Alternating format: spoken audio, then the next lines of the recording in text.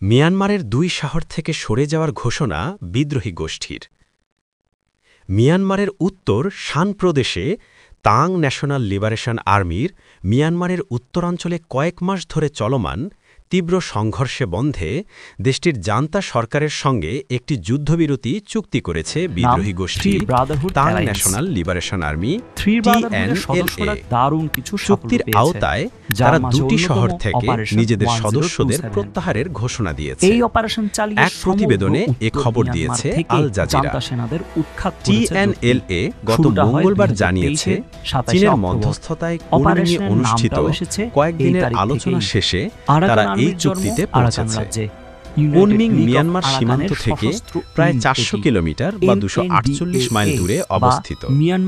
TNLA বলেছে, চুক্তির আওতায় উত্তরের মান্দালয়ে অবস্থিত মোগক শহর, যা রুবি খনির জন্য পরিচিত, এবং শান রাজ্যের উত্তরাঞ্চলীয় মোমিক শহর থেকে তারা সরে যাবে। তবে তারা সরে যাওয়ার নির্দিষ্ট সময়সীমা প্রকাশ করেন। চুক্তি অনুযায়ী আগামী বুধবার থেকে উভয় পক্ষ অগ্রসর হওয়া বন্ধ রাখবে।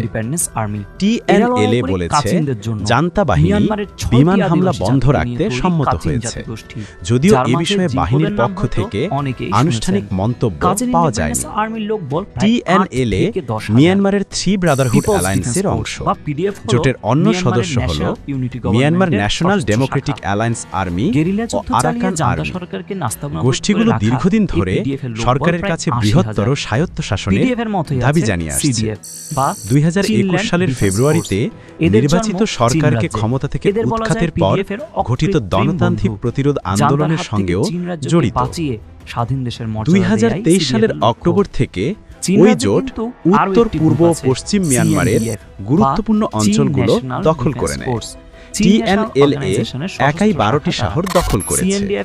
তবে চলতি বছরের শুরুতে চীনের মধ্যস্থতায় হওয়া চুক্তির কারণে তাদের অগ্রগতি ধীর হয়ে আসে, ফলে সেনাবাহিনী বড় শহরগুলো পুনরুদ্ধার করতে সক্ষম হয়।